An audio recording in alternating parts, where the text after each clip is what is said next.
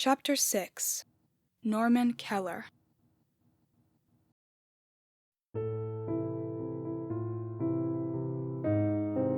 With all the witnesses having provided their testimonies, Norman and Samuel were left in the interview room to stew over everything they were told. The accounts of each witness only left them with more questions about their killer than when they began. Samuel sat at the table, his head resting in his hands as he pondered every possibility. Meanwhile, Norman paced back and forth, talking out loud to himself, much to his partner's dismay. So, we can at least agree they all encountered the same guy, right? I mean, the descriptions were a bit off, but they were close enough that there's no way this wasn't the same guy, right? Norman asked, taking a brief pause from his pacing and turning to Samuel for reassurance. Samuel simply let out an affirmative grunt, nodding his head slowly. The stories had more in common than just his appearance, too, Samuel added, now resting his hands on the table and leaning back in his chair.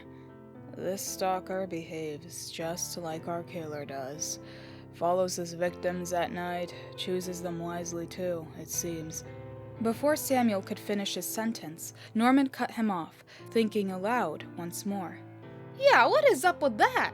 Guy acted like those last two witnesses were part of his family or something, and he clearly wasn't just toying with them either. No, he really believed it from the way they explained it. Norman began making large gestures with his hands, as if trying to paint a picture in the air to illustrate his point, and failing. I noticed that too. It makes the patterns with his victims make more sense when we look at it that way. Perhaps he is looking for one specific person he can't find. Someone who matches the victim's descriptions that he could mistake them for. A family member or a close friend, Samuel continued, now sharing his thoughts more closely with his partner as they worked things out. And what about all that mention of fire? First two guys said that he reeked of oil or burnt cigarettes or whatever, and the third guy mentioned that fire. What is that guy's deal with... Before Norman could finish his thought, he suddenly paused, a flash of recognition appearing on his face as his eyes widened. Hold on, wait a minute! Samuel stared at his partner confused, raising one of his eyebrows as he waited with bated breath to hear him continue. He gestured towards him, twirling his hand as he said, Well, come on now, spit it out. What was it that Ashley person said they were studying at the Tremblay Community College? Norman said quickly, pointing at his partner and waiting for him to answer like he was on some kind of bizarre game show. Samuel pondered it for a moment, playing out the story in his mind again before he remembered, chiming in. The Woods family homicide? Why does that matter? Samuel folded his arms, confused but willing to hear out whatever it was Norman would say. Okay. So, I remember a few years back when that murder happened. Was treated like a big deal back here at the station. I didn't get to investigate it or nothing since I was new, but a lot of the other guys around here let me in on some of the little details of it, Norman explained, beginning to walk in circles as he explained, keeping eye contact with the floor. Apparently, some kid named Jeffrey and his family moved to Carpenter's Landing after this big fire at their old place. This Jeffrey kid was bad news, Sam. A real black sheep in the family. I was told he completely snapped after being bullied by a couple of kids and tried to kill his whole family. Samuel never spoke up, letting his partner explain. He normally hated it when Norman went on these massive tangents, but for once, he really felt like he was going somewhere. He could tell from the confidence in his partner's voice. Either way, long story short, Jeffrey ended up killing his mom, but his younger brother Lou ended up getting away. By the time police arrived, they found gasoline cans in Jeff's closet, but he was nowhere to be seen. They looked for him for a while, but it was like he vanished completely. Norman suddenly stopped in his tracks, waiting for Samuel's thoughts. So, let me get this straight. You think that... Samuel tried to humor his partner, but paid the price as he was interrupted once more. That Jeffrey Woods might be our guy, and he wants to finish the job by finding and killing his brother once and for all. Norman held his head high as the words came out of his mouth. Samuel had never seen him so proud. I appreciate your enthusiasm, Norman, but how can we be so sure? I mean, you're assuming a lot here, Samuel said, trying not to burst his partner's bubble completely while also being the more realistic of the two. Oh, come on, don't give me that, Sam. Think about it. The obsession with family, the burning smell, the fire, it all adds up too well. If our guy really is Jeffrey Woods, we'd be catching the ghost stalker and we'd be solving a cold case. It'd be 2 birds with 1 stone. Norman was trying now more than ever to convince Samuel of his logic. He had no proof yet, only vague theories, but deep down, he knew he was onto something with this. Samuel could see that, and despite his skepticism, he relented. Fine, I'll play along. I'll do some digging on this and see what I can find about it, Samuel responded, a light smile across his face as he folded his arms. He could see the joy on Norman's face when he agreed. This was the first time that Norman did most of the heavy lifting in a case like this, and Samuel could tell that he was living for every second of it.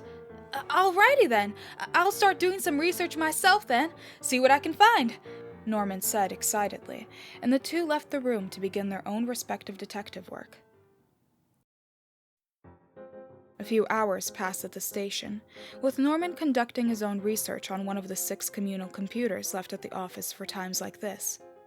He was completely absorbed in his work, typing away and looking into every document he could find pertaining to the Woods family homicide, when he suddenly felt a tap on his shoulder. He quickly turned around to see Samuel standing next to him, a large file in his hand. So, I did some digging, like you asked, Samuel said, placing the file on the desk next to Norman. And I think you're gonna like what I found. Samuel gestured to the file, nodding his head as he waited for Norman to open it. Norman excitedly flipped the file open, instantly being greeted to something that gave him all the confirmation he needed about his theory. A photo of Leo Woods. The boy looked to be in about his 20s. He had long brown hair that went down to his shoulders, and sported a pair of square glasses over top his large brown eyes. Sam, he looks just like him. I told you I was onto something. Norman looked up at Samuel, expecting another one of his remarks, but only saw his partner staring down at him, arms folded with a large grin on his face. You sure did. Good work, kid. This was the best lead we've had yet. I did some extra digging on this Leo kid. Turns out, after the murders took place, he went to live with his aunt for a while and moved into an apartment in town once he was old enough for it. I've got an address, Samuel said, the smile he had never fading from his face. It wasn't often that Norman saw his partner so proud of his deductive skills. It made him more excited about the revelation than he ever was before. Well, what the hell are we waiting for then? Norman replied in a hurry, grabbing his coat and putting it on clumsily as he stepped out the door to their car. Samuel followed slowly behind, letting out a chuckle and shaking his head at his partner's excitement. As the two of them stepped into their car, they noticed that the rain outside was finally coming to a stop after hours of relentlessly flooding the streets. The water now weakly ran down the pavement, finding its way into whatever pothole it could and draining away to nothing in small whirlpools. The car ride passed in an excited quiet, with the two officers believing themselves to have found a lead that would bring them one step closer to stopping the killings of the ghost stalker once and for all. The car ride eventually came to a stop as they arrived at their destination, a large apartment complex located on Great Mandy Street. The apartment was like most other buildings the two had seen in Carpenter's Landing, a great pillar of old, worn stone that tried its hardest to imitate the comfortable living spaces seen in other cities. Graffiti lined the walls at the side of the building, depicting many colorful pieces of imagery that starkly contrasted the deep grays that made up the entire town. The two officers stepped out of their vehicle quietly, staring up at the building as Samuel pulled out a note he left for himself to remember which room they were going to. And so, they walked together to the apartment complex, ready to talk with the person who may bring them one step closer to catching their killer.